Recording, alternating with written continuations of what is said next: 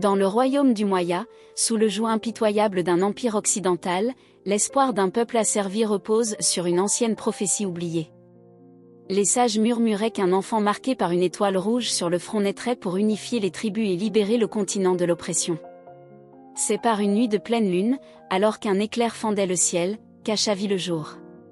Sa naissance fut entourée de mystères, marquée par un signe distinctif, une étoile rouge brillant faiblement sur son front. Mais ce miracle attira l'attention des colons, déterminés à écraser toute lueur de résistance. Lorsqu'ils apprirent l'existence de la prophétie, leur armée envahit le village d'Acha. Sa mère, Nia, protectrice farouche, sacrifia sa vie pour sauver son enfant, l'envoyant en exil dans la forêt interdite de Kilanda, un sanctuaire ancestral où les esprits veillaient. Dans cet endroit sacré, Acha grandit, guidé par les murmures des ancêtres et par un vieux sage nommé Babu, dernier gardien des traditions oubliées. Pendant des années, elle apprit les secrets de la nature, des chants mystiques capables de réveiller les forces endormies de la terre, et la sagesse des anciens. Mais au-delà de ses pouvoirs, elle développa une foi inébranlable en l'unité de son peuple, fragmenté par des décennies de divisions imposées par les colonisateurs. À l'aube de ses 18 ans, Acha, désormais prête à embrasser son destin, quitta la forêt pour rassembler les tribus. Son voyage la mena auprès des guerriers du royaume de Loanga, un peuple fier et indomptable, qu'elle impressionna en triomphant d'un combat rituel. Elle rencontra ensuite les gardiens des eaux du clan Magi, qui refusèrent de l'écouter jusqu'à ce qu'elle chante près d'une rivière asséchée, provoquant une inondation miraculeuse. Enfin, elle rallia les forgerons d'Ankara, esclaves des colons, en délivrant un discours enflammé qui ranima leur courage. Avec les tribus unies, Acha devint le symbole de la résistance.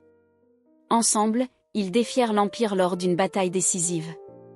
Les colonisateurs, sentant leur pouvoir vaciller, usèrent de sorcellerie noire, invoquant des créatures effrayantes pour briser l'élan des révolutionnaires. Mais Acha, connectée à la force des ancêtres, utilisa le chant des origines, une mélodie ancestrale capable de réveiller la terre elle-même. Alors qu'elle chantait au sommet d'une colline, une énergie lumineuse jaillit du sol. Les arbres sacrés se mirent en mouvement, les racines géantes détruisant les machines coloniales. La terre trembla, et les esprits des ancêtres apparurent sous forme d'éclats lumineux, effaçant les forces sombres invoquées par l'Empire. La victoire fut totale, mais elle ne fut pas sans sacrifice, de nombreux alliés tombèrent, et Acha dut affronter sa propre peur pour guider les siens. Après la guerre, les chefs des tribus, désireux de couronner Acha comme reine, furent surpris lorsqu'elle refusa. Réunissant tout le monde sous un grand baobab sacré, elle déclara : « Je ne suis pas ici pour régner, mais pour rappeler que cette terre appartient à tous. Prenons soin d'elle comme elle a pris soin de nous. » Acha disparut dans la forêt, mais son héritage perdura. Les nations africaines, désormais unies, bâtirent une société libre et prospère, guidée par la mémoire des ancêtres et le sacrifice de leurs héros.